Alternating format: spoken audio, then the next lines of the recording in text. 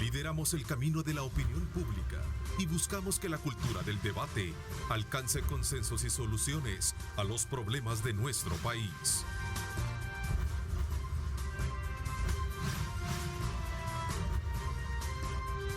Diálogo con Ernesto López. 6 de la mañana con 31 minutos. Como siempre, qué placer enorme saludarles a ustedes.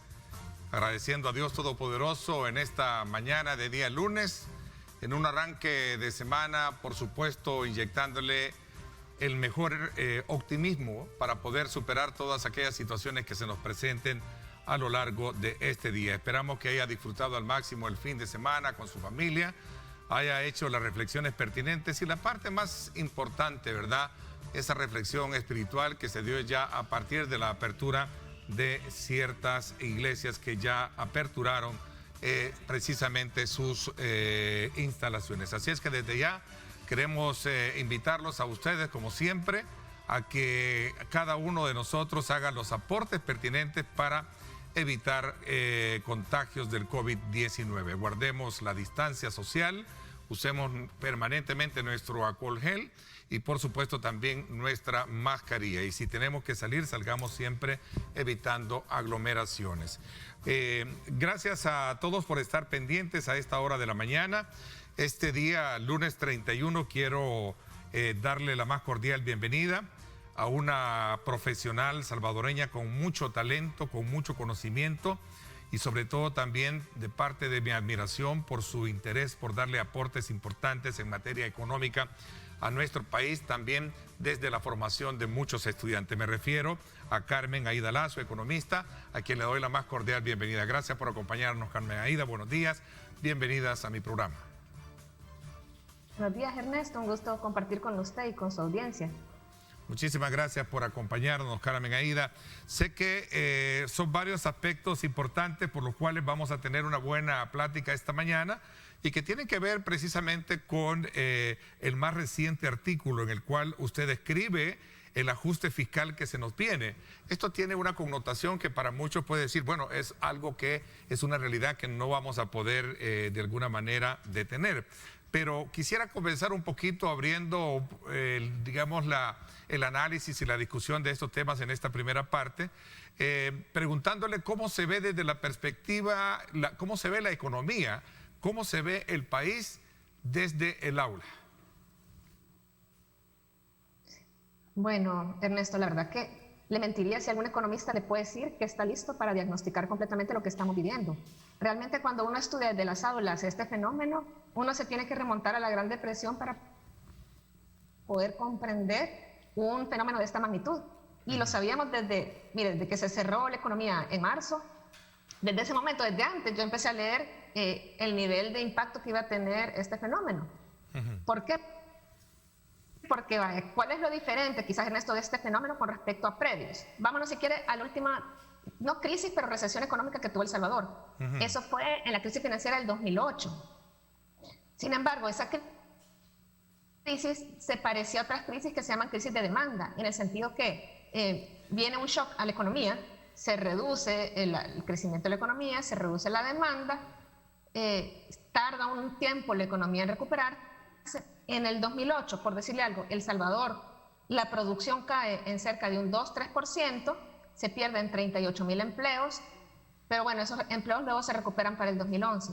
Ahora estamos frente a un fenómeno en el que usted tiene una menor demanda, Ernesto, pero también tiene por mucho tiempo, tuvo cerrada la economía, es decir, por el lado de la oferta no se producía. Y eso es lo que hace diferente este fenómeno, que tiene como estos dos pilares, o sea, menor producción, porque usted necesita cerrar la fábrica, reducir la actividad económica para reducir la tasa de contagio, y también menor demanda, porque ahora usted tiene un consumidor que está temeroso de salir, y yo no sé, bueno, yo no salí el fin de semana porque definitivamente creo que todavía hay que cuidarse, pero algunas amigas que salían me decían que todavía hay mucho temor del consumidor a volver a los establecimientos. Entonces, tiene estos dos efectos. ¿Eso en qué nos lleva? Nos lleva a que realmente lo que se pronostica para este año, Ernesto, es que vamos a tener una contracción de la economía del orden del 8-9%. ¿Qué magnitud es esa? Solamente es comparable a la reducción que tuvo el país cuando iniciaba la guerra civil en los años 80. Entonces, estamos, digamos, frente a un fenómeno en el que realmente tenemos un impacto económico bastante severo. Yo sé que a la población las cifras del PIB, deuda, todas estas cifras macroeconómicas de pronto no le dicen mucho, pero lo que sí a la población sí lo siente y sí le dice mucho es cómo afecta sus ingresos, cómo afecta su empleo.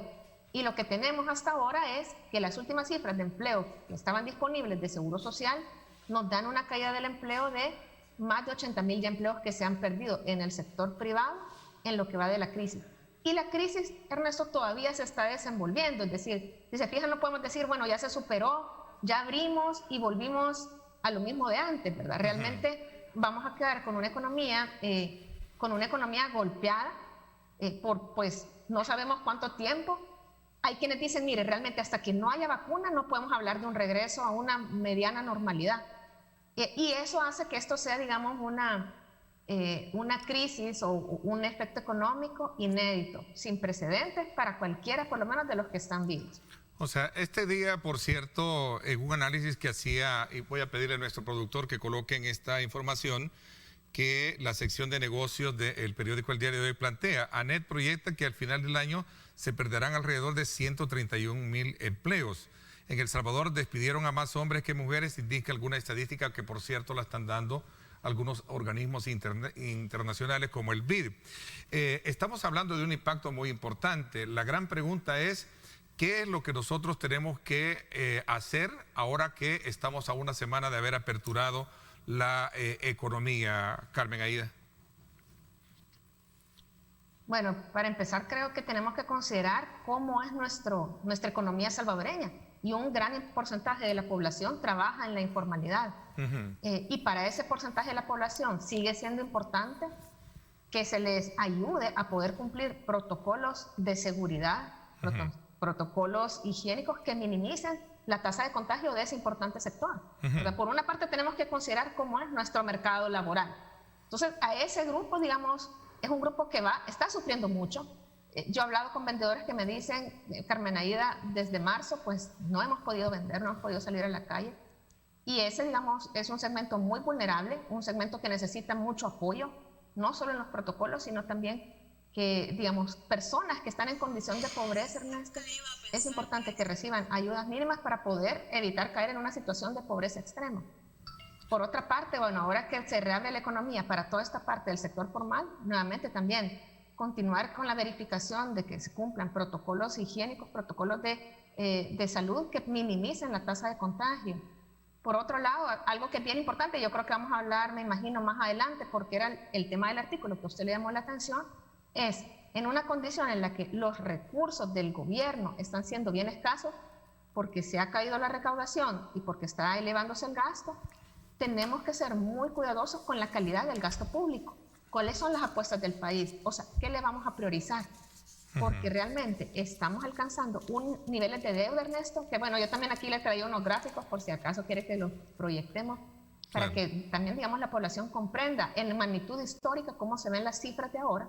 Entonces, requerimos también hacer una revisión de la política fiscal bastante profunda, que es lo que señalaba el artículo, para que cuando pase esta pandemia y ojalá no haya una segunda ola de contagio y ya se contenga el riesgo de contagio, podamos estar listos para poder levantar al país a partir de verdaderas prioridades.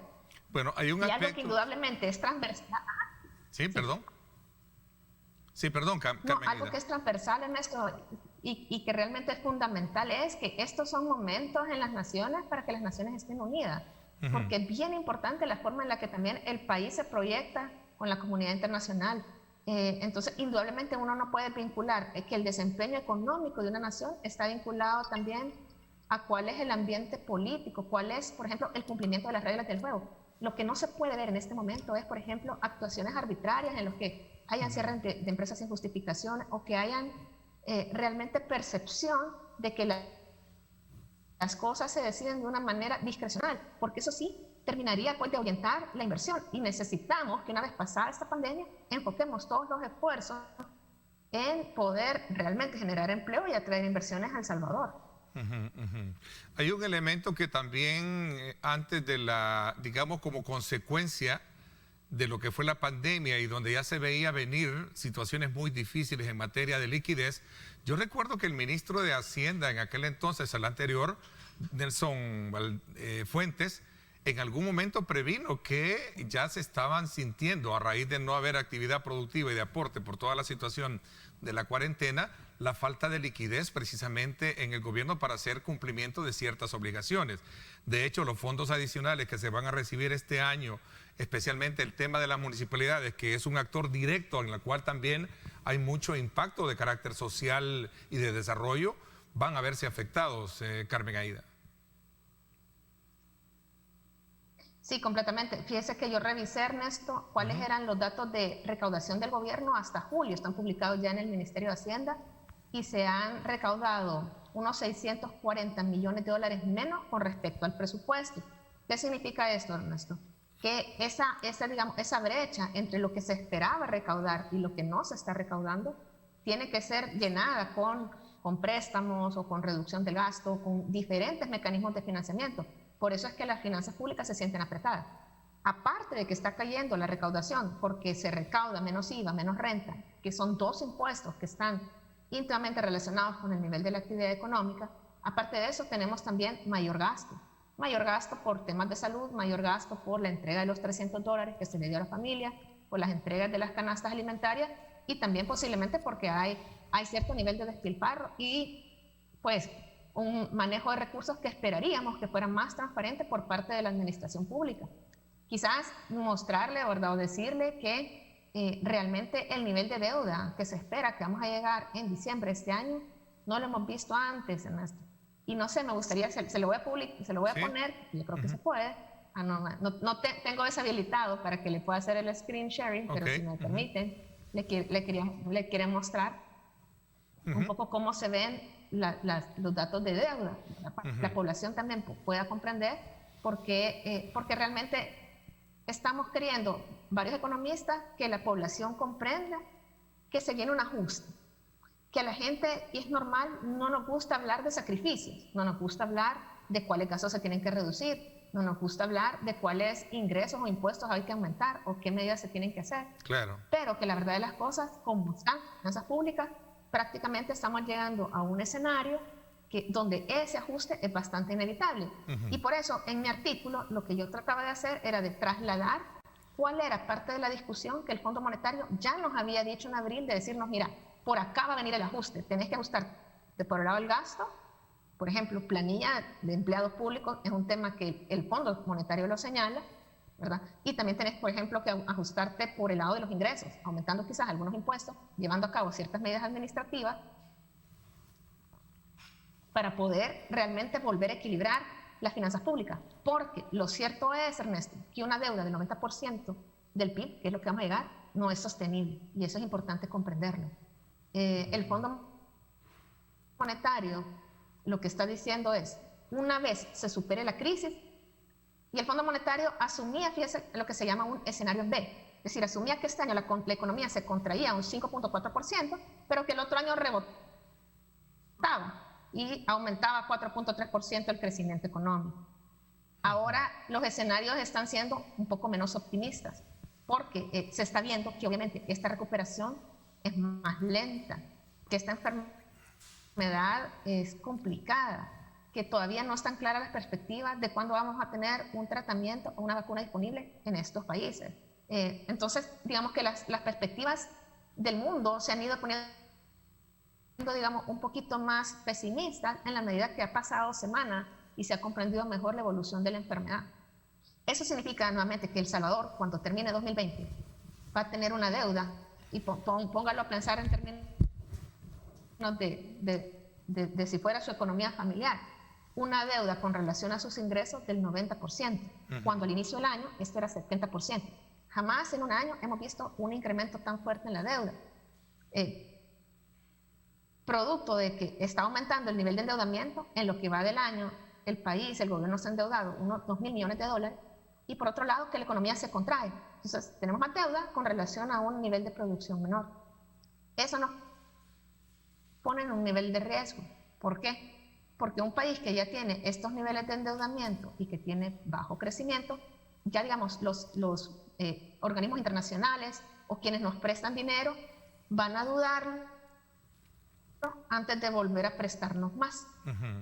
De hecho, Ernesto, no sé si seguramente usted vio, porque usted sigue mucho la economía, El Salvador hace unas semanas colocó bonos por $1.000 millones de dólares. ¿Sí? Sí, sí. Esos bonos, usted sabe la tasa que se colocaron, una tasa del 9.25, 9.5, pues, que es una tasa alta, es una tasa cara. ¿Qué significa? Es como que, digamos, imagínense, ¿verdad?, entre que nosotros tengamos el endeudamiento de nuestra casa, qué sé yo, al 5 o 6 versus el 9, usted paga muchos más intereses. Este año, El Salvador, de todo el gasto, unos $1.000 millones de dólares, Ernesto, se están yendo a pago de intereses de la deuda. 1.000 millones. Esto es como el 20% del gasto, lo pagamos en intereses de la deuda. En la medida que nos endeudamos más y que nos endeudamos a tasas caras, ese pago de intereses es mayor. El próximo año, en lugar de gastar $1.000 millones de dólares en intereses, estimamos que vamos a estar pagando unos $1.200 millones de dólares. ¿Qué significa? Que son $200 millones de dólares más que en lugar de gastarlo los márgenes, salud, en educación, en recuperación económica. Claro. Los márgenes de colocar ese dinero para poder fortalecer la base social, educación, como usted bien lo plantea, la parte educativa, pues va a tener mucho más restricciones de lo que hemos tenido hoy en día. ¿De qué dependemos? Me gustaría un poco, porque tenemos tiempo todavía para examinar este elemento de lo que ya se venía hablando, es decir, de la necesidad de hacer un ajuste. Recuerdo que el equipo del Fondo Monetario Internacional, y usted bien lo sitúa en el artículo, Carmen Aida, de alguna manera era el tema que se venía hablando para poder de alguna manera llevar a cabo esa decisión que permite de alguna manera lograr ciertas estabilidades. Pregunto, ¿dependemos de un ajuste? ¿Dependemos de una cooperación o dependemos que nosotros los salvadoreños, y ese es el elemento clave que quiero invitarla a que usted y yo, para aquel empresario que nos está viendo, para aquel trabajador, para aquel empleador en este momento que nos está viendo, si realmente somos resilientes y podemos salir adelante de esta crisis con nuestros propios recursos? Ya tenemos una semana. Gracias a Dios, ayer entiendo no ha habido mayores problemas para hablar de que estamos incumpliendo ciertas medidas de protocolo que nos puede traer consecuencias mayores más adelante. Habría que esperar un poco el tiempo. Dios quiera que me equivoque.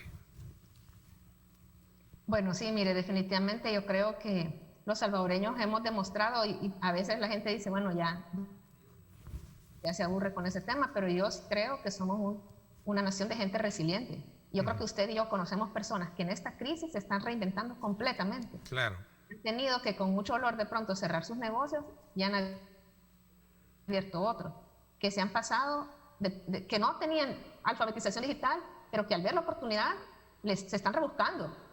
Eso lo vemos en los salvadoreños. Los salvadoreños, gente que está haciendo realmente cosas, aprendiendo hasta incluso, ¿verdad?, nuevas habilidades en esta crisis para reinventarse. Entonces, de parte de cómo somos como nación, yo no tengo duda que vamos a ser capaces de levantarnos como lo hicimos después de una guerra civil, en la que tuvimos, como le decía, quizás un shock económico de esta magnitud, también pérdida de vidas humanas, erosión de la infraestructura, y con el paso del tiempo nos levantamos. Ahora bien, si nos vamos a la guerra civil, nos tomó una década, más de una década, de recuperar lo que teníamos al inicio de la guerra. Ese es el tema, Ernesto. O sea, ¿cómo podemos evitar como nación pasar por una situación que implique un retroceso en los indicadores sociales de nuestro país? Ese es el tema, ¿verdad? O sea, tenemos que actuar como nación de manera unida, y por eso, digamos, yo sí aprovecho para hacer un llamado. Este es el momento de unirnos, de evitar confrontación entre órganos, de evitar desgastes, porque si usted ve, y usted seguramente ha visto los países que han logrado lidiar mejor con esta crisis que otros países, uno ve los elementos en común y realmente es el diálogo. El diálogo, sí, exactamente. También el recurrir a la ciencia, recurrir a la gente que conoce los temas, los diferentes temas técnicos, y realmente asumir la responsabilidad. Entonces, lo que yo le diría, digamos, a las personas que nos escuchan estamos pasando obviamente un momento difícil. Creo que es importante comprender digamos, los alcances de esta crisis, poder comprender.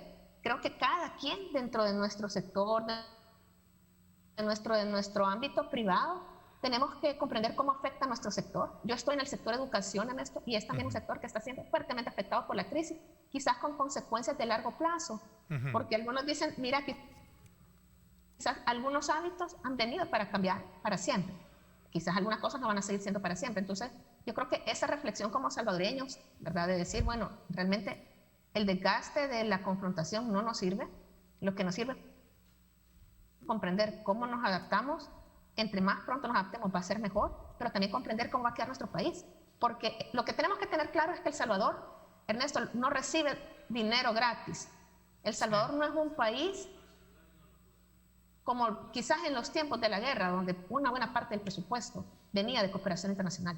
Lo que El Salvador recibe, los salvadoreños lo pagamos o con impuestos o con deuda, es decir, con impuestos que van a pagar nuestros hijos, las próximas generaciones. Me encanta. Dado que esa es la realidad, nosotros no podemos esperar.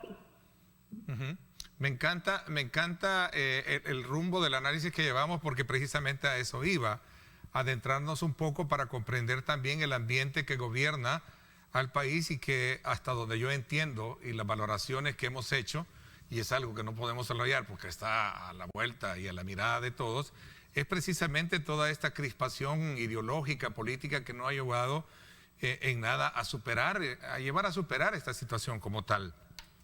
El país está entre gobernados y gobernadores, de acuerdo, sí.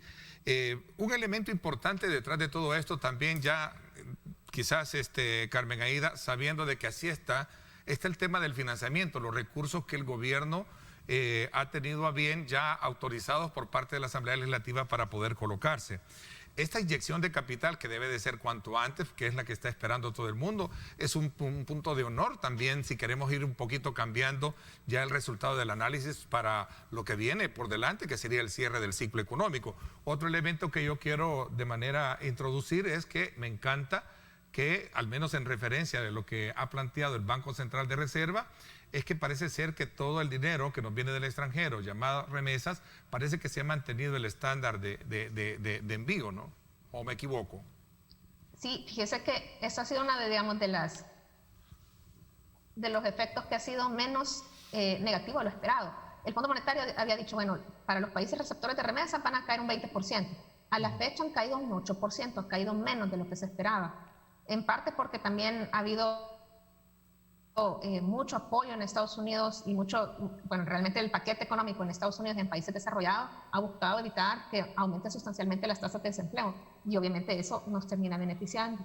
Y también creo que ha habido bastante solidaridad entre los salvadoreños que viven en Estados Unidos con sus familiares que han sido afectados, por ejemplo, por las lluvias. Entonces, en resumen, las remesas han caído menos de lo que se esperaba, lo cual es buena noticia porque las remesas en buena medida se destinan, Ernesto, a consumo de los hogares, a consumo de la familia. Y en la medida que ese flujo de divisas continúe, pues el efecto es menor. Pero, si bien es cierto, las remesas han caído solamente 8%, las exportaciones, Ernesto, sí se han caído como un 30%. Es decir, que es otra fuente de divisas, ¿verdad? Porque usted tiene varias fuentes de dónde El Salvador obtiene dólares o divisas. De las remesas, de las exportaciones, de los préstamos, básicamente.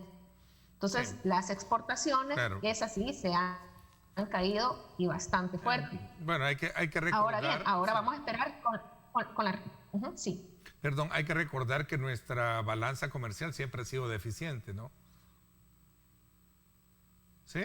Sí, hemos sido un país con balanza comercial deficitaria. Sin embargo, cuando comparamos, por ejemplo, junio del año pasado con junio de este año, comparado, las exportaciones son un 30% menor para ese primer semestre, es decir, es una caída sustancial, explicada en buena medida por maquila y por algunos sectores industriales, ¿verdad?, que también fueron paralizados durante la pandemia y que obviamente son divisas que ya el país no tiene. Ahora hay que enfocarnos en que realmente se recupere esa capacidad productiva. Por eso, digamos, esa cifra que usted dice de la NEP, ya voy a buscar, no he visto las noticias de este día, es una cifra muy preocupante si realmente llegamos a perder 120.000, 130.000 empleos, que realmente es algo que sería, Ernesto, como 3 veces la última crisis, ¿vale? Que fueron 38.000 empleos. Interesante es el elemento por el cual quiero cerrar este primer ciclo de la intervención. Nos vamos a la pausa. Es el punto medular. Con el capital que se proyecta a invertir a partir del fondo del fideicomiso, realmente vamos a tener nosotros una historia diferente que contar, Carmen Aida. Es decir, urge ese dinero, ¿no? No lo tenemos todavía. Yo lo conversaba la semana pasada con el presidente de Economip y también estuvo conmigo la presidenta del Banco Hipotecario y bueno, y estamos a la espera de que se concretice ese dinero para que pueda ser colocado en el empresario, en aquel que necesita ya, en primer lugar, seguir pagando sus costos de operación, seguir pagando las deudas que ha incurrido por la pandemia y, por supuesto, seguir manteniendo los empleos, ¿cierto?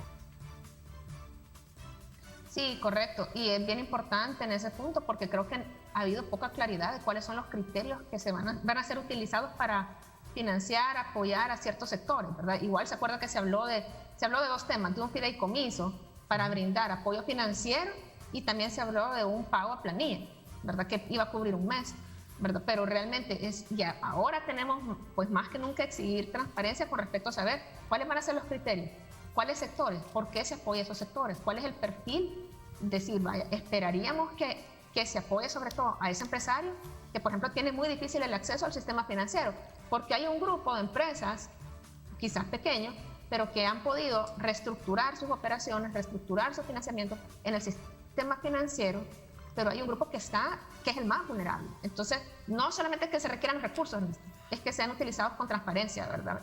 ¿Por qué? Porque al final son recursos fiscales, se fija, es decir, si no se utilizan bien, es plata que se puede perder completamente. Pero definitivamente eso urge, yo creo que eso urgía tenerlo hace meses. Bueno, desde marzo, pues yo empecé a escribir de las medidas que estaban utilizando los países y los países pues le dieron, muchos países, la misma importancia al tema de salud que al tema económico desde el inicio, porque son 2 temas que van en paralelo. Muchos países establecieron subsidios a planilla, mecanismos de financiamiento para poder como ayudar como a contener que hubiese pérdida de empleo y que se mantuvieran las empresas, ¿verdad? Vamos a ver si no estamos demasiado tarde para algunos sectores.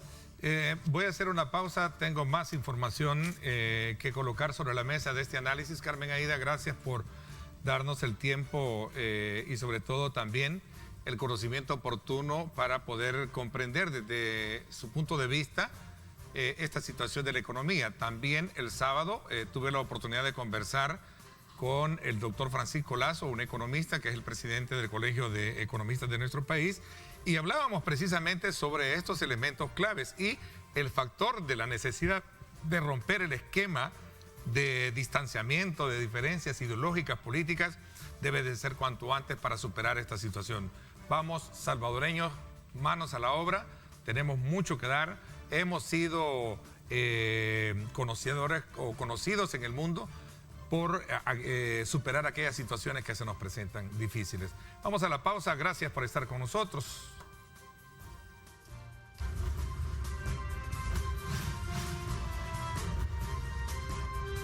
Diálogo con Ernesto López. Estás viendo Diálogo con Ernesto López.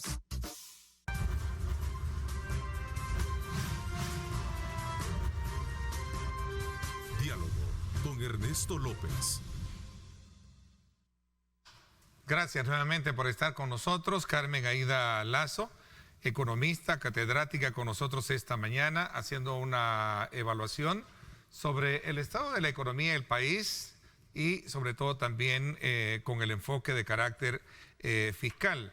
Carmen Aida, también el ministro de Hacienda en otro medio de comunicación con los colegas de Canal 12 está haciendo un planteamiento en la que afirma que a la fecha se ha perdido lo que ya habíamos hablado, 680 millones de dólares en ingresos que ya no se están o no se tienen dentro de la estructura de las finanzas del Estado, pero que tendrán que recuperarse a través de un mayor combate de evasión y otras estrategias de ingreso. Ese es el planteamiento que cierra la titularidad con la que uno de nuestros matutinos capta precisamente ese elemento que está planteando el ministro de Hacienda y que en su parte pues tiene que ver con lo que estábamos hablando. Sí, bueno, creo que venimos por años escuchando, Ernesto, que la solución es combate, evasión y elusión, y ojalá que sea así, que realmente en un mundo ideal los recursos de esta brecha fiscal deben salir de ese tipo de medidas. Sin embargo, realmente eso contrasta con lo que señala el Fondo Monetario. Si bien es cierto, pues se puede decir y querer decir que realmente es a partir de combate, elusión y evasión, lo cierto es que lo que el mismo gobierno conversó con el Fondo Monetario nos dice que aparte de esas medidas, también se van a necesitar medidas por el lado de los ingresos y por el lado del gasto. Ok, Carmen Aída, hay la palabra combatir la evasión y la elusión como que crea ciertas reacciones en los diferentes sectores del país. ¿Es natural esto encontrarlo o es que verdaderamente no hay en sí una sincera acción que deje a un lado la persecución política, como también en su momento se ha dicho que hay, ¿verdad?, para destruir aquellos sectores que se han convertido en opositores políticos? ¿Qué piensas al respecto sobre esto? Como le decía, creo que no es un tema nuevo, o sea, creo que es un tema que también se usa políticamente, decir combate, evasión, combate, elusión, y a veces tiene más ruido que realmente acciones. Creo que los gobiernos tienen las herramientas para ese combate. Tenemos un marco jurídico que permite a los gobiernos poder realmente combatir evasión, combatir elusión. Creo que un ministro de Hacienda que conoce bien el tema fiscal puede llevar a cabo dicho combate y mostrarlo con resultados, no solo diciendo, sino que con resultados. Creo que uno tiene que ser muy responsable, además, porque en la medida, por ejemplo, que nuevamente se perciba como una arbitrariedad de algún acto, eso no solamente afecta, supongamos una empresa que digamos que está llevando a cabo un proceso donde se le está analizando si cayó en evasión o elusión. Si ese se hace con discrecionalidad, no solo perjudica a esa empresa, afecta el clima de inversiones de todo el país. Por eso digamos que hay que ser bien responsables con respecto a los señalamientos que se van a hacer en ese tema. Pero bueno, esperemos, si el ministro dice que a partir del combate a la evasión y la elusión se pueden obtener los recursos, eso significaría que no habría ni que subir impuestos ni que reducir el gasto porque los recursos vienen de ahí. Creo yo que posiblemente esté sobredimensionando el impacto que puedan tener las acciones y que posiblemente a la larga vamos a necesitar un pacto o digamos un acuerdo stand-by con el Fondo Monetario que va a establecer ciertas medidas adicionales para poder encauzar a la deuda en un rumbo, en una trayectoria decreciente. A ver, ¿el ajuste fiscal es una realidad para el país o es algo que vamos a seguir teniéndolo como, digamos, una alternativa? Porque yo sé que a ningún gobierno le gusta, desde luego, entrar en esa dinámica, y más aún cuando esas pláticas anteriores se planteaban por ejemplo, una de ellas era la de medidas administrativas, las cuales proyectan que tendrán un aumento del 0.7% respecto al PIB en el tema de la recaudación, introducción de un impuesto a la propiedad o aumento de impuesto al consumo, el IVA, además de implementar medidas para proteger a los más vulnerables, entre otros aspectos que, por cierto, el artículo tú lo señalas. Cuéntanos un poquito de aquellos aspectos elementales que plantea este artículo, que me parece que es un buen punto de referencia para comprender bien lo que tú estás planteando en él. La semana pasada, por cierto, fue publicado, hace 8 días. Es correcto. Bueno, como nosotros vamos a llegar a un nivel de deuda del 90%, ese nivel de deuda no es sostenible. Vamos a cerrar, Ernesto, con un déficit de un 12% del PIB. La diferencia entre los gastos y los ingresos va a ser 12%, que tampoco no lo hemos visto antes.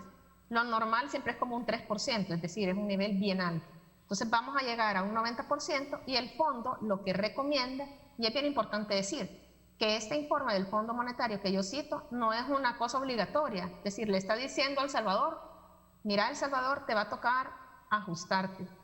¿Para qué? Para que tu deuda, en lugar de ser 90%, poco a poco se reduzca hasta llegar a un 60%, que es lo que, digamos, es prudente para un país como El Salvador, un 60% de deuda PIB. Entonces, para eso tenemos que reducir esa diferencia entre ingresos y gastos. Y eso hablan de un ajuste del 3% del PIB, es el nivel de ajuste. Entonces dice, bueno, ¿de dónde va a venir ese 3%? Bueno, dice, una parte de medidas que ya están implementando. y le llaman las medidas administrativas. ¿Cuáles son esas? La factura electrónica ayudaría a recaudar más, la puesta en marcha. Mencionan el monotributo, no como una medida, Ernesto, que recaude mucho. El monotributo es una medida que a veces se pone en la palestra como una de las medidas, no recauda tanto, pero algo va a ayudar. Y otras medidas administrativas que puedan implementar. Todo eso aquí depende solo de Hacienda, no tiene nada que ver, no tiene que, digamos, que negociar con la Asamblea. Ese es un grupo de medidas. Y dice, del 3%, esas medidas yo estimo, dice el Fondo Monetario, que van a ayudarte a un 0.74% del PIB. Que para datos serían, como pongámosle, unos 200 millones, Ernesto. Vale. Pero aparte de eso, ese ajuste no es suficiente, porque el nivel de deuda que tenemos implica que te tenés que ajustar más, El Salvador. Bueno, entonces, ¿de dónde va a venir? Medidas de ingreso y medidas de gasto, dice. Las medidas de ingreso, ¿cuáles son? Bueno, dice, el país decide, porque el Fondo Monetario está consciente que esto viene de una negociación política, pero dice, bueno, pueden establecer un impuesto a la propiedad, que se ha venido hablando por mucho tiempo. El fondo dice, pueden analizar aumentar el IVA, ¿verdad? Esa es una de las medidas que siempre está en el menú de posibilidades. No significa que hay que hacerlo, pero significa que hay que evaluarlo, porque todo tiene pros y contras. Y también el fondo dice, quizás este es un momento para subir los impuestos, dice el Fondo Monetario, a gasolina y a petróleo, porque como los precios están tan bajos, ponerle impuesto ahorita no se siente tanto en términos de precios que paga el consumidor. Entonces, da esa parte. Esa parte, no me acuerdo cuánto es lo que hay, creo que 0.8, creo que no me acuerdo cuánto es lo que se espera que se recaude, pero dice, este es un conjunto de medidas. Y el fondo dice, por ejemplo, dado que el IVA es un impuesto que se llama regresivo, Ernesto, en el sentido que los impuestos regresivos en mayor medida lo paga la población con menores ingresos. El IVA tiene ese, digamos, es la gran crítica al IVA. Entonces le dice al gobierno, te recomiendo poner medidas paliativas para poder atenuar el efecto que tenga el alza en los impuestos en la población más vulnerable. ¿Sí? Tenemos ese grupo de medidas y también el Fondo Monetario dice, pero tampoco eso va a ser suficiente. Las medidas administrativas, más ese aumento de impuestos, hay que también acompañarlas de medidas por el lado del gasto del Estado. Y cuando uno ve en qué gasta el Estado, Ernesto, vaya, si yo le mostrara, pues, porque ahorita no me dejan compartir pantalla, pero se lo voy a mandar después para que usted lo tenga. Sí. Del presupuesto del país, que digamos son 6.000 millones, unos 3.000 millones, Ernesto, son en gasto de remuneraciones del Estado, de la administración pública. Entonces, cuando uno habla de los gastos del Estado, también tiene que entrar dentro del menú de cosas que uno tiene que analizar, qué se puede hacer para reducir la trayectoria de incremento de las remuneraciones. ¿Y por qué, Ernesto? Porque hace 10 años gastábamos $1.000 millones menos en remuneraciones de empleados públicos. Es decir, de hecho es la partida que más ha subido. Fíjense que remuneraciones ha subido más que pago de intereses, por ejemplo. Y entonces eso no es sostenible tampoco. O sea, no se puede pretender que va a seguir subiendo la planilla y que eso va a poder ser pagado en las circunstancias actuales, Ernesto. Entonces le dice al país... medidas, por ejemplo, vayan, paquetes de retiro, Ernesto, o medidas de contención del aumento de salario en la administración pública. Una ley de la función pública que permita que sepamos que las personas que están en la administración pública tienen los méritos, tienen las competencias y tienen una remuneración que no esté sobredimensionada. Esa es una de las medidas. Otra de las medidas que el fondo señala es mejoras en la eficiencia de las compras del Estado, por ejemplo, compras en conjunto, medidas de ese tipo, para poder reducir los gastos en bienes y servicios por parte del Estado. Digamos, a mí me gustó del artículo del Fondo Monetario, es que la lección que nos dice es, usted necesita un menú de cosas. Es decir, no hay una receta mágica, Ernesto, ¿sabe? Que uno puede hacer y que uno puede decir, ya, hice solo esto y ya, me olvido de cualquier ajuste. El país necesita un conjunto de acciones para recuperar su estabilidad y eso requiere diálogo. Y eso requiere empezar a analizarlo desde ahora. ¿Por qué, Ernesto? Porque vaya, los países, usted dice a nadie le gusta el ajuste, a nadie nos gusta, ¿verdad? Imagínense que cuando uno en la familia tiene la tarjeta topada, claro, y ya tiene parte del ingreso comprometido, a veces viene un pariente y le hace una intervención y le dice, bueno, mira, vamos a ordenar tus finanzas públicas, vamos a ver qué recortamos. ¿Cuáles gastos son superfluos? Y uno empieza a recortar. Que las salidas, que voy a quitarme este viaje que quería hacer. Salir a comer todos los fines de semana, ¿verdad? Sí, hacer muchos ajustes de esa naturaleza. Ya para ir concluyendo, Carmen Aída,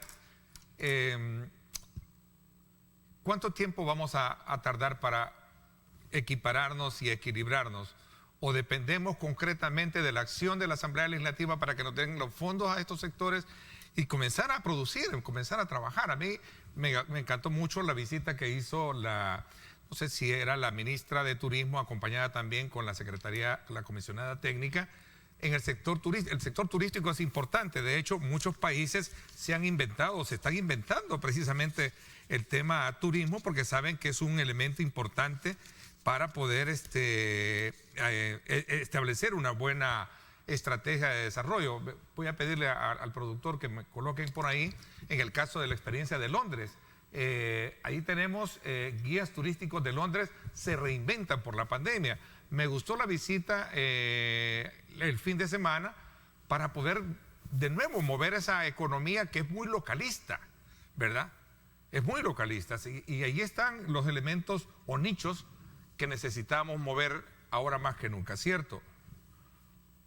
Sí, completamente. Bueno, y usted lo ve incluso países que dependen del turismo, como Costa Rica, que han hecho igual esfuerzos por reabrir, por dar certeza al consumidor, porque usted puede reabrir, pero puede que el consumidor, por el temor del contagio, no regrese, o sea, no regresa en las cantidades que usted esperaba. Y por eso, Ernesto, lo que usted decía, es tan importante realmente la colaboración público-privada, o sea, un ambiente de tensión. Eso, lo que podemos estar seguros es que un ambiente de tensión constante en el país no abona la recuperación política.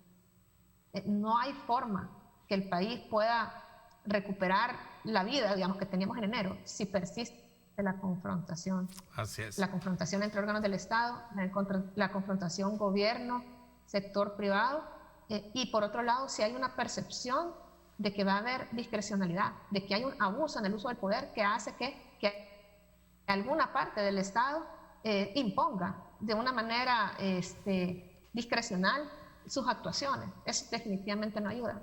Y se lo digo porque, vaya, nuevamente, cuando vemos la última emisión que hizo El Salvador, que fue Cara 95, por ejemplo, Ernesto, si El Salvador hubiese hablado antes de sacar esa emisión, hubiese anunciado, miren, quiero hacer un acuerdo stand-by con el Fondo Monetario, esa emisión lo hubiéramos hecho mucho más barata, hubiéramos estado pagando menos intereses, porque se hubiera mandado una señal al mercado que el país quiere trabajar de una manera ordenada, ¿verdad? Entonces, esperemos, vaya, ¿qué es lo que nosotros podemos esperar?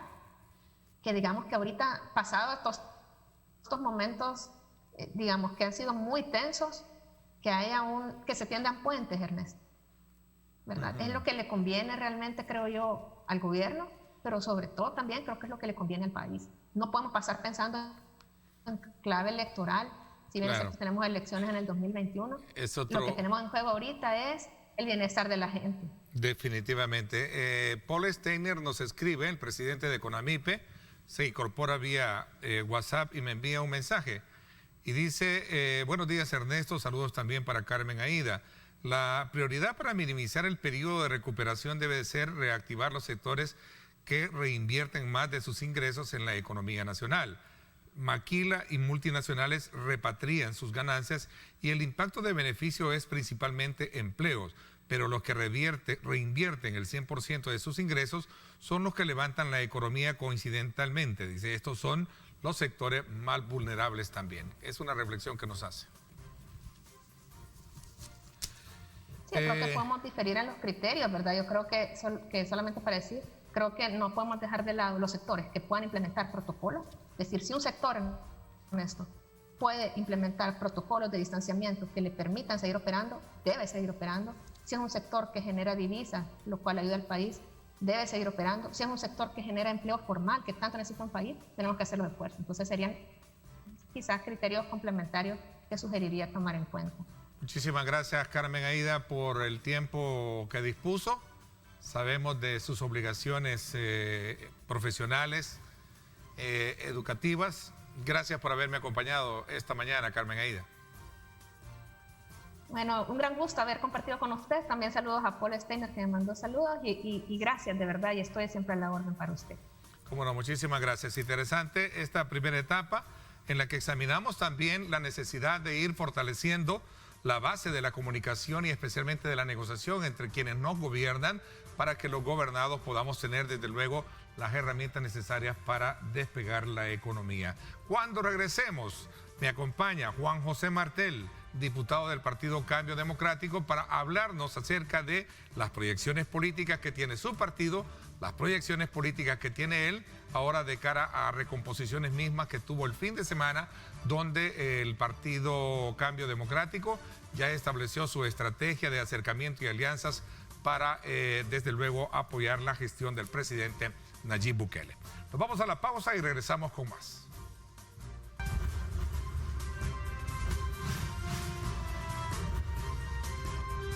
Diálogo con Ernesto López. Estás viendo Diálogo con Ernesto López.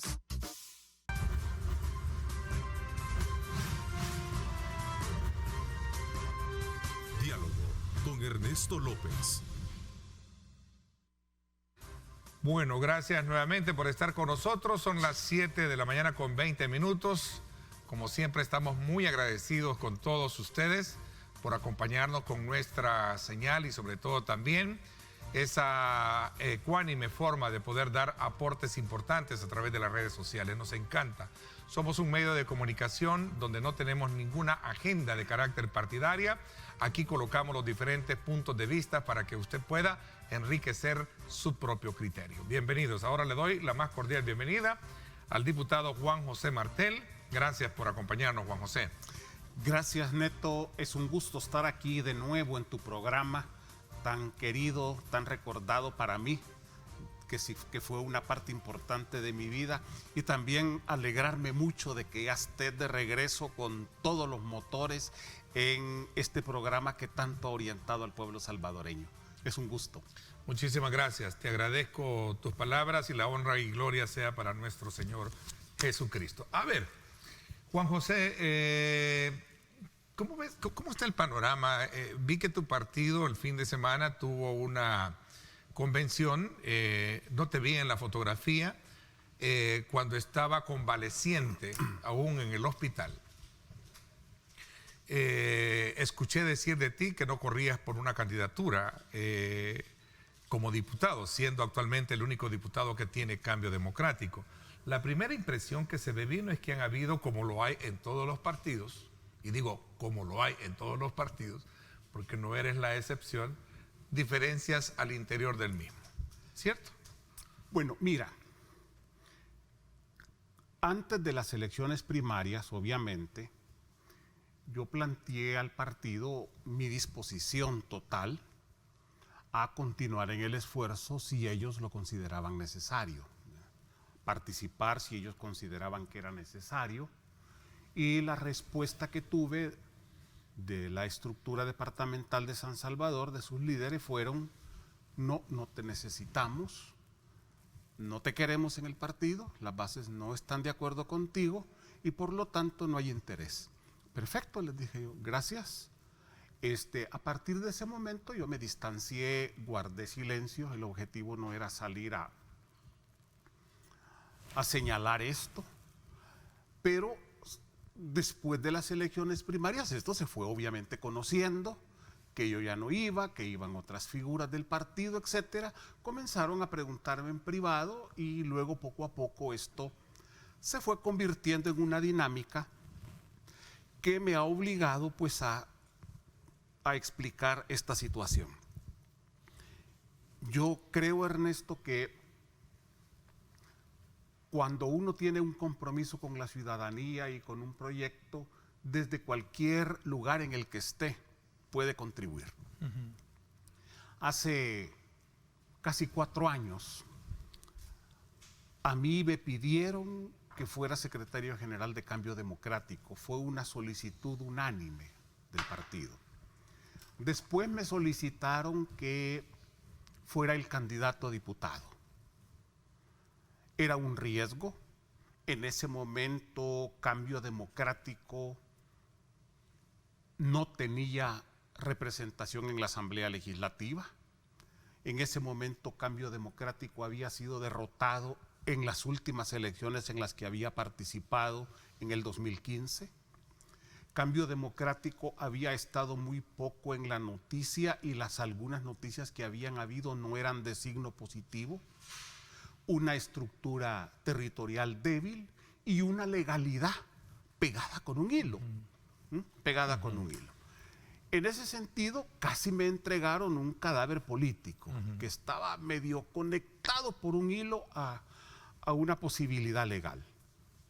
Yo asumí el reto, obviamente fue un esfuerzo colectivo, no fue solo mío, fue un esfuerzo colectivo de levantar ese trabajo. Gracias a Dios, la ciudadanía respondió de manera favorable. Y te dio la candidatura. Así es, ya en 2018 ganamos la diputación. Y si esas son tus credenciales, ¿por qué no fueron tomadas en cuenta a la hora de la evaluación por estas bases como tú me lo estás planteando?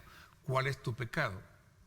Fíjate que cuando uno es diputado único, eso requiere un gran esfuerzo de representar a la ciudadanía.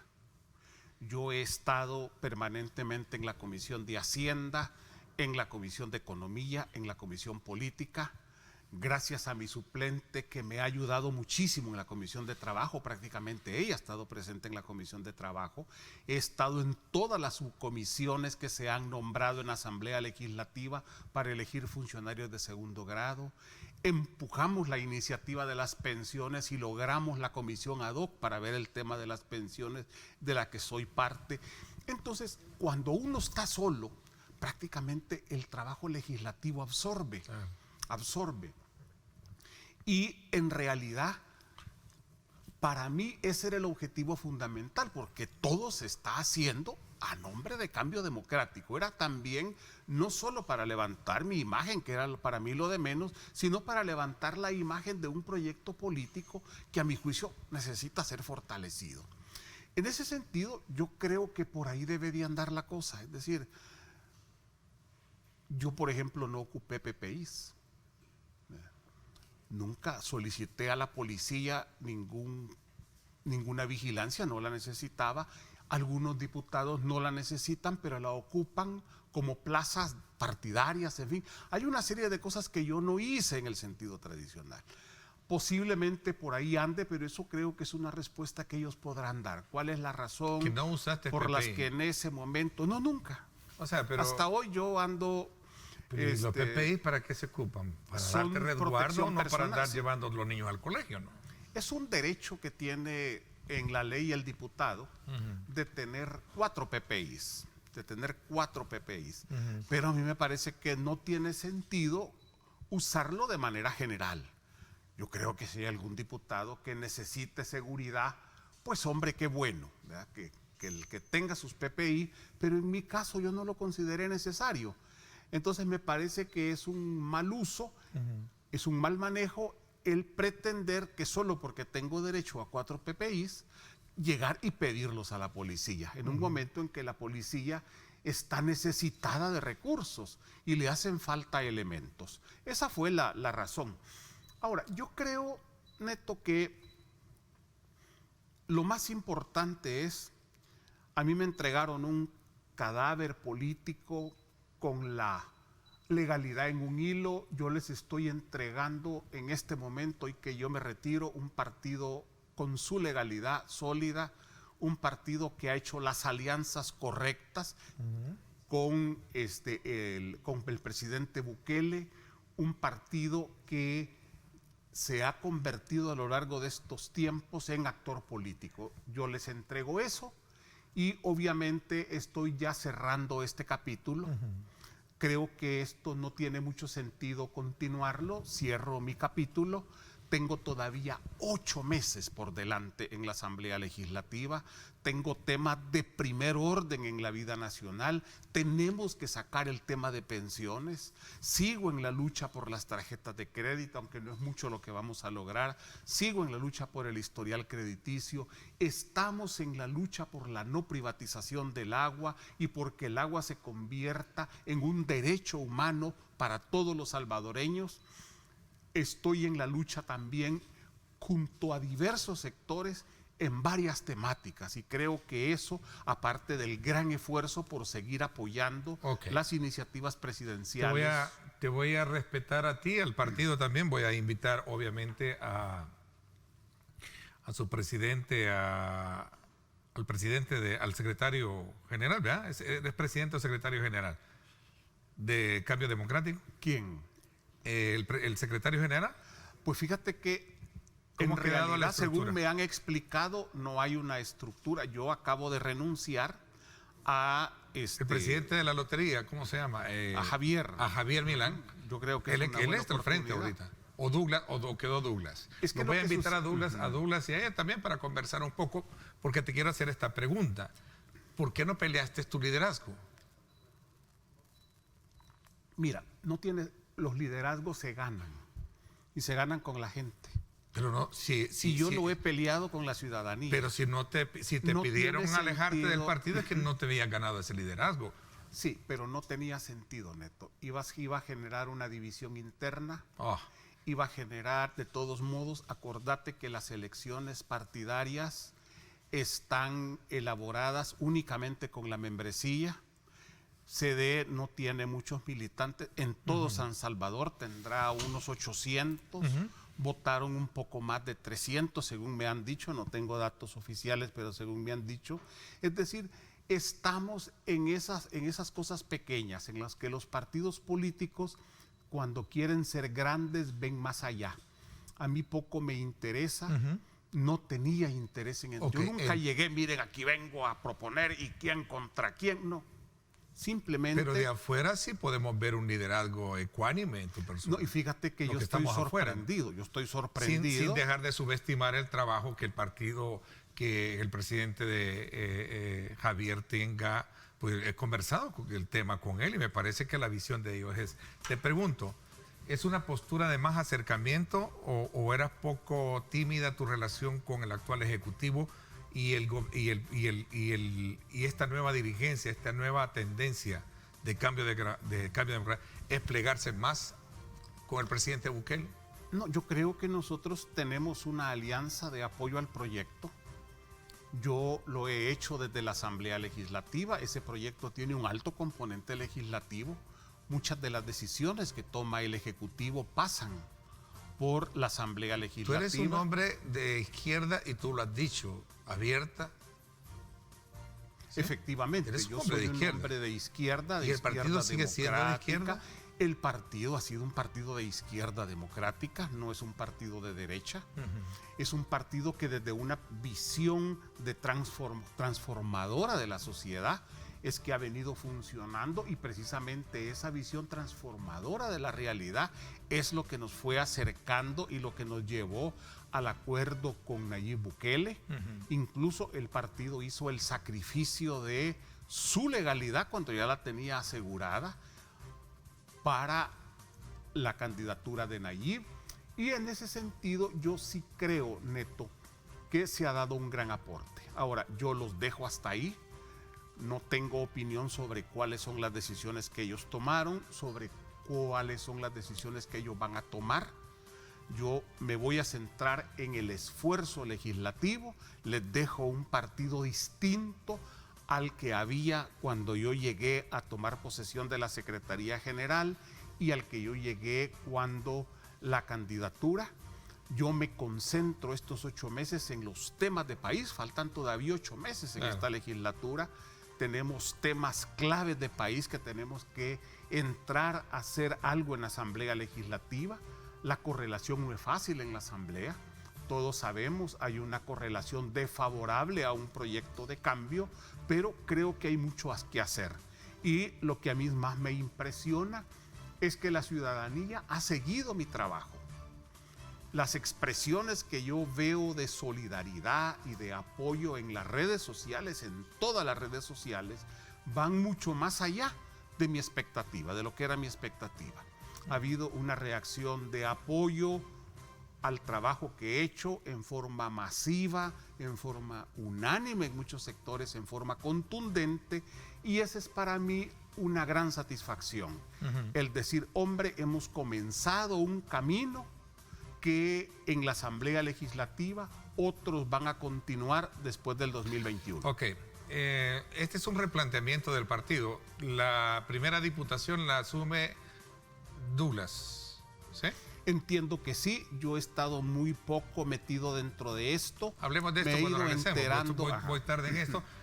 ¿A qué quiero llegar con el comentario? Porque Douglas ya estuvo al frente, hizo un papel muy importante. Recuerdo que Douglas también, igual que tú, no lo puedo subestimar, jugó un papel muy importante. Después salió mencionado con algunos aspectos, pero bueno, son partes que ahí están, ¿no?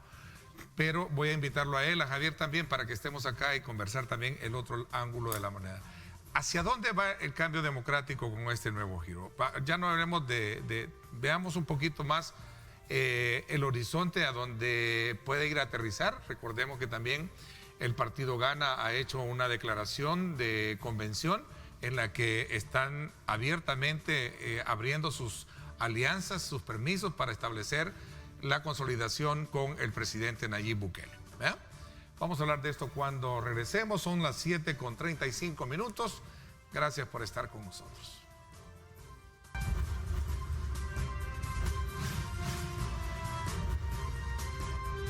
Diálogo con Ernesto López. Estás viendo Diálogo con Ernesto López.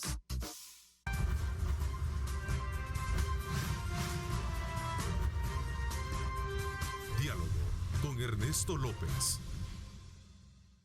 Gracias nuevamente por estar con nosotros. Son las 7:37. Un análisis político electoral con Juan José Martel, actualmente diputado de Cambio Democrático, poniendo también en relieve la situación a la cual coincidió este fin de semana su partido de llevar a cabo una convención, creo que fue convención, ¿no? Una reunión donde se establecieron ciertos parámetros, pero también bajo la ausencia, ya como lo explicaba también Juan José, de no correr más por la candidatura, ni también teniendo algún cargo dentro de la estructura del partido.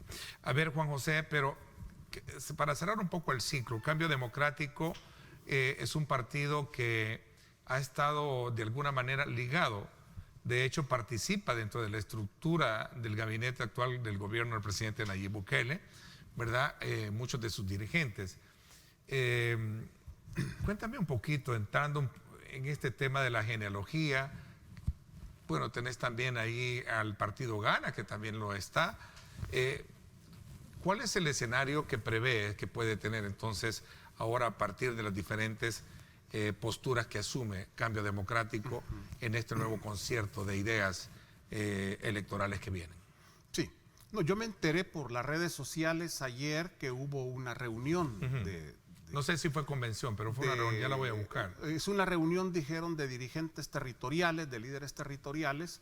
Me enteré por las redes sociales, no fui invitado, tampoco vi convocatorias en las redes en las que todavía pertenezco al partido. Sí, yo no he renunciado del partido, eso es muy importante. Yo he renunciado a ser miembro de dirección del partido, porque quiero estar fuera y distante de todas las decisiones que ellos van a tomar. Sí.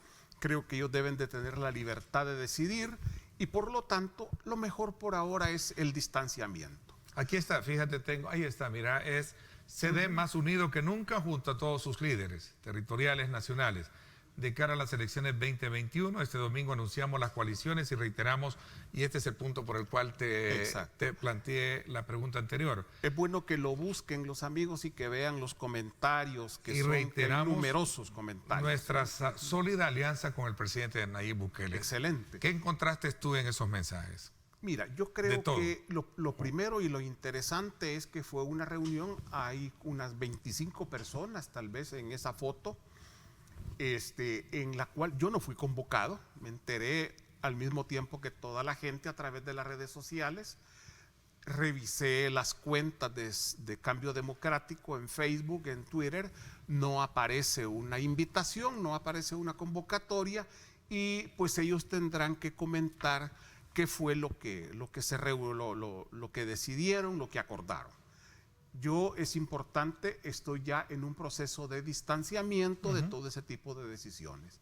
Yo lo que espero es que no le vayan a fallar al pueblo salvadoreño. Y esta es la vieja, esta es la nueva izquierda, centro izquierda, y sale, creo que prácticamente solo tú te quedas de la vieja izquierda, ¿no? Héctor Dada ya no están.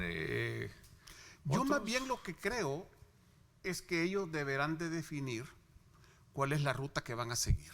Ellos deberán de definir, deberán de diseñar su esquema estratégico. Yo no me puedo meter. ¿Cuál es su estrategia electoral? Es algo que ellos tendrán que definir. ¿Cuál va a ser su nueva relación con la presidencia de la República en el esfuerzo con Nayib Bukele? Al parecer es positiva la decisión, qué bueno, porque hay gente ahí que había mantenido algunas reservas.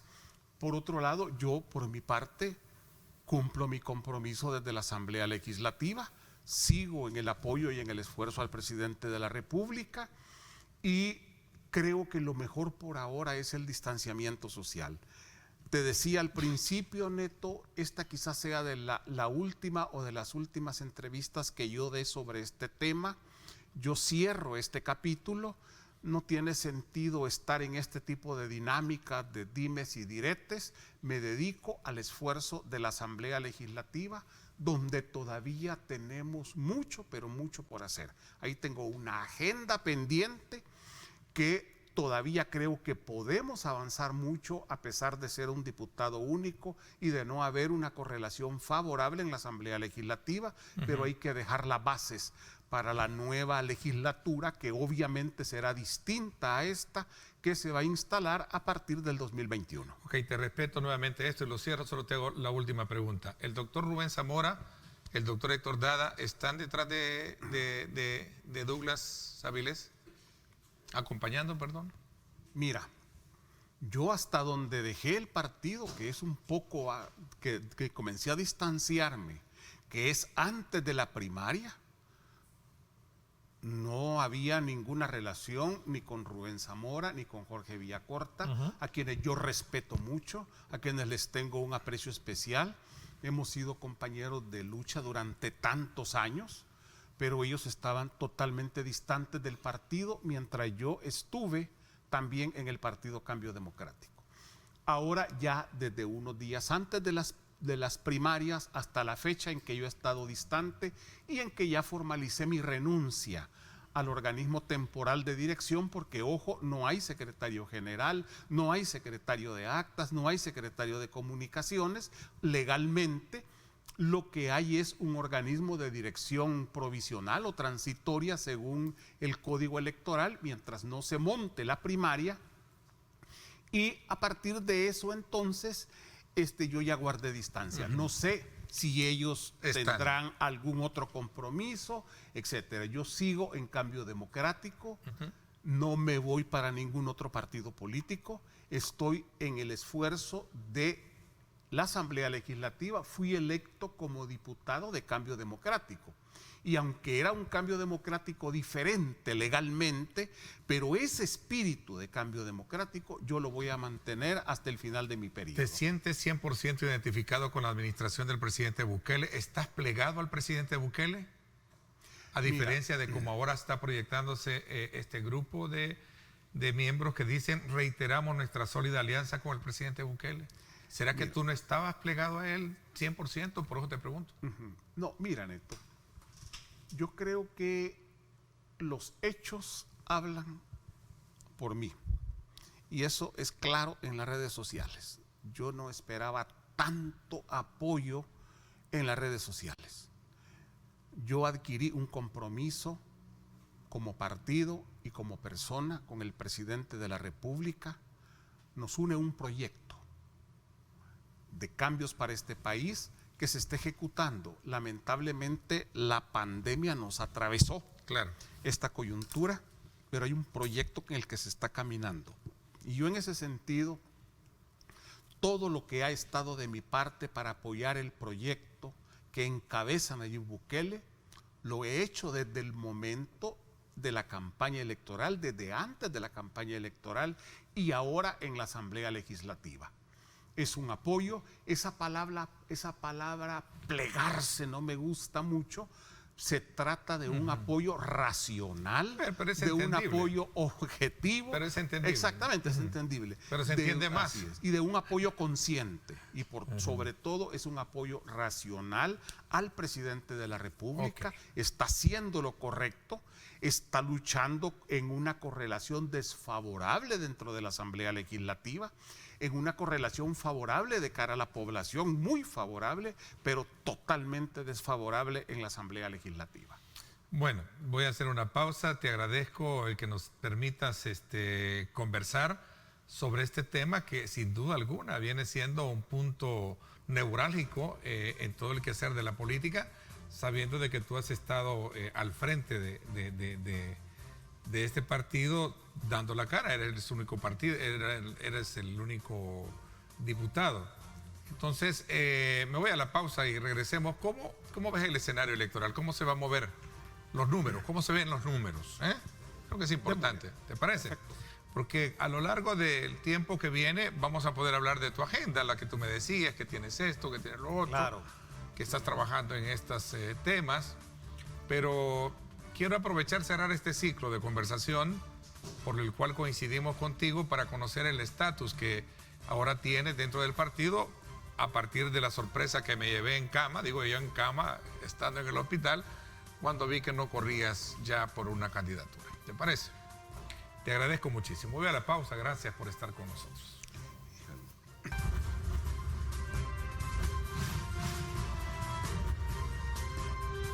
Diálogo con Ernesto López. Estás viendo Diálogo con Ernesto López.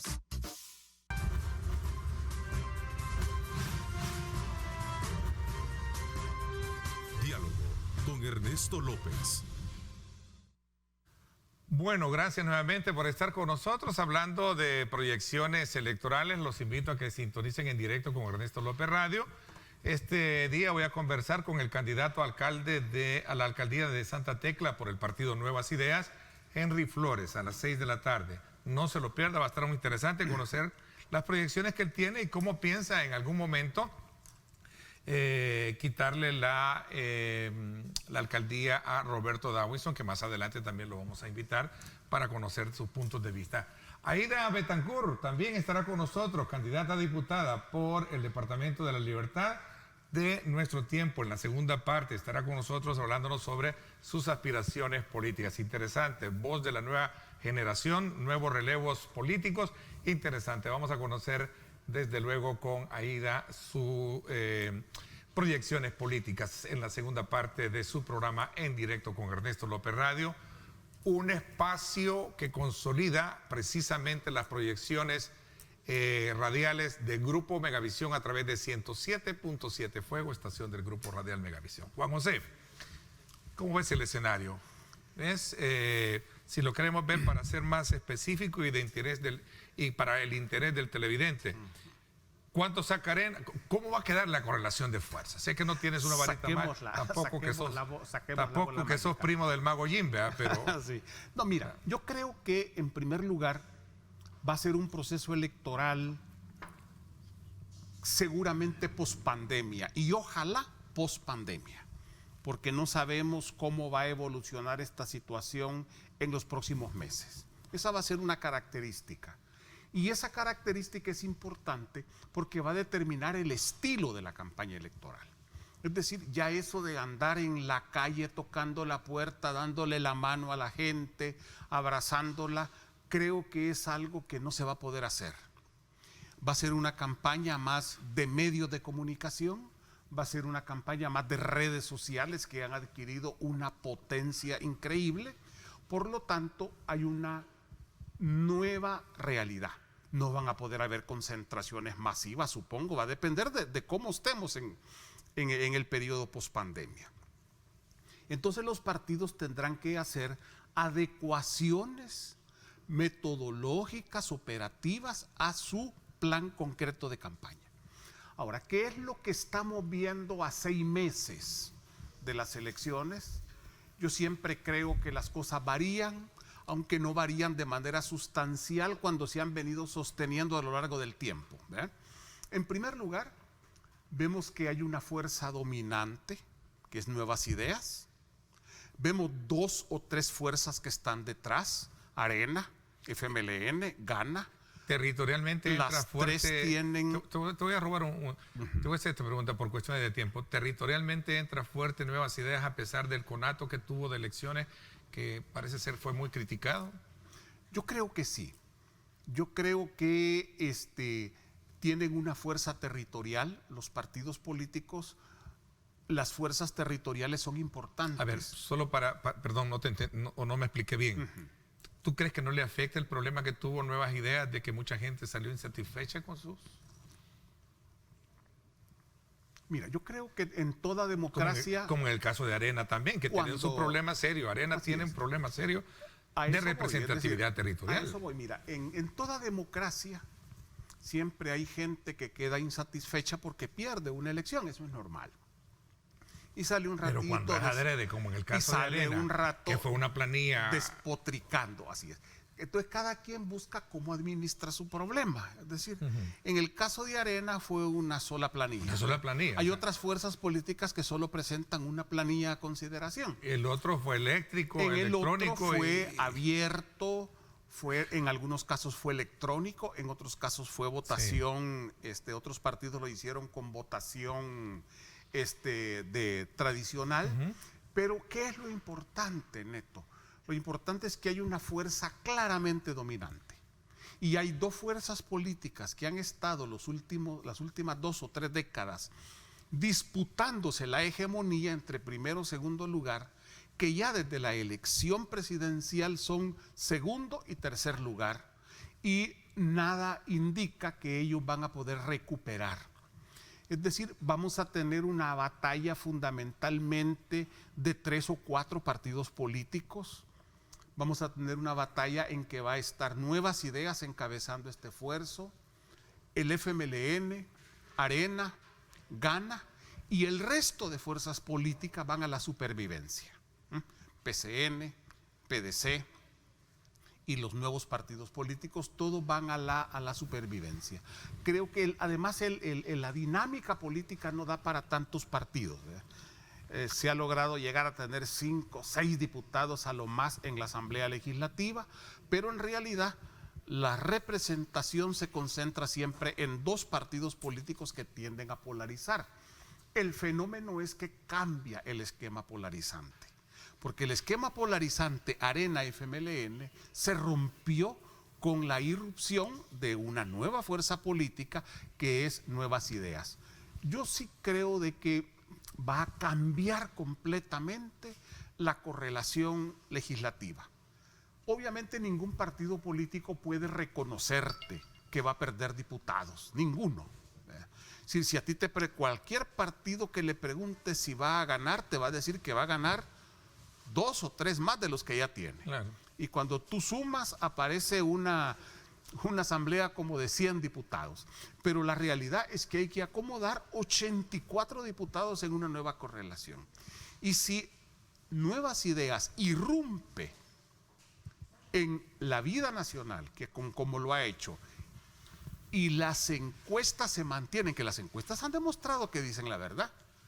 Otra cosa es que se crea que las encuestas están diciendo la verdad, o que yo tenga mi propia encuesta que la hago en mi casa acomodándola a la realidad de el que yo le quiero vender una idea, pero las encuestas están diciendo en este momento, las mismas que en el pasado vaticinaron que el presidente de la República iba a ganar en primera vuelta.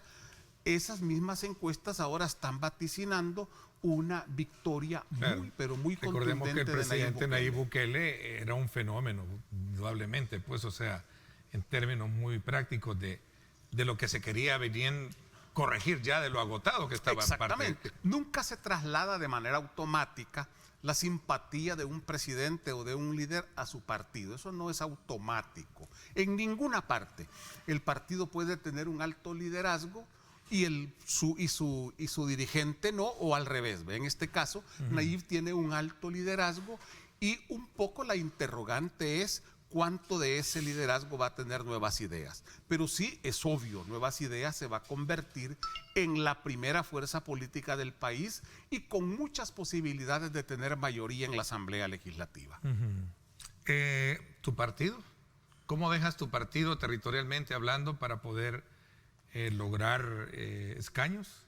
Yo creo que eso es mejor que ellos lo expliquen, tú los vas a invitar. Sí, claro. Yo lo veo en la ruta de los partidos que van a entrar en una dinámica de sobrevivencia, de supervivencia, pero ya cuáles son los cálculos concretos de cambio democrático, creo que es algo que los dirigentes que en este momento están haciendo el diseño de la estrategia electoral son los que podrán decírselo al pueblo salvadoreño. Fíjate que yo no escapo de ser un periodista como también un salvadoreño que ama su país. Y te lo he dicho a ti abiertamente en este foro. Y a mí me parece que el Partido Cambio Democrático es un partido que, si lo colocas en la balanza de imagen y de trabajo que ha tenido en comparado con los otros, tiene una muy buena imagen. Ojalá se preserve. Javier creo que tiene una muy buena intención. Lo he conversado con él en su momento. Y pues ahora con las proyecciones que tienen, ojalá logremos conocer más hacia dónde lo quieran llevar junto con Douglas Avilés. Los voy a invitar más adelante a ellos para que conversen conmigo. Yo les deseo suerte, Este es el pueblo salvadoreño el que va a decidir y yo sigo mi camino en el esfuerzo desde la Asamblea Legislativa para tanta cosa que tenemos ahí pendiente. Okay. Interesante. Quiero enviar saludos a mi buen amigo Tarsi Salomón López también, que me escribe. Muchísimas gracias, amigos. Y a todos aquellos que también han estado muy atentos, como siempre, siguen dándome muchos saludos y muchos augurios para seguir adelante con mi proyección de vida familiar y profesional. Muchísimas gracias de corazón. El Señor les va a retribuir muchísimo lo que han hecho en sus momentos íntimos de comunicación con Dios. Gracias, los espero en radio hoy, 6 de la tarde, interesantes puntos de vista. Gracias, Juan José. Gracias, pásenla bien y como siempre recuerden lo más importante, amar a Dios sobre todas las cosas. Lideramos el camino de la opinión pública y buscamos que la cultura del debate alcance consensos y soluciones a los problemas de nuestro país.